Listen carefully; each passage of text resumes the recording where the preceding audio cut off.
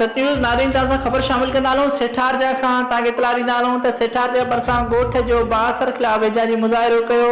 ॻोठ गुल हसन कुबर जे रहवासियुनि हुसैन बख्श, गुलाम सरवर, मोहम्मद सालिह, शमल अली, नवीद अली, ख़ालिद हुसैन कुबर ऐं ॿियनि एजाजी मुज़ाहिरो कंदे दायो आहे त ॻोठ जा कुझु बासर मोहम्मद यूनुस, तनवीर, वसीम, वहीद, ज़ाकिर, निसार, गुलज़ार कुबर ऐं ॿियनि असांखे तंग ऐं परेशान करे ॾिनो आहे। उन्हनि खे घरनि भरिसां वॾे आवाज़ सां लाउड स्पीकर हलाइण ऐं हथियारनि बंदि ॾोहारियुनि खे असांजे घरनि तरफ़ वठी अचण खां मना कयो आहे, जंहिं ते मुख़ालिफ़ असां मथां मचिरजी पिया आहिनि। असां ख़िलाफ़ कूड़ियूं एंसियूं ऐं मुख़्तलिफ़ तरीक़नि सां परेशानी करे रहिया आहिनि ऐं मोतबार धमकियूं पिणु ॾेई रहिया आहिनि, कूड़नि केसनि में फासाइण जूं धमकियूं ॾेई रहिया आहिनि।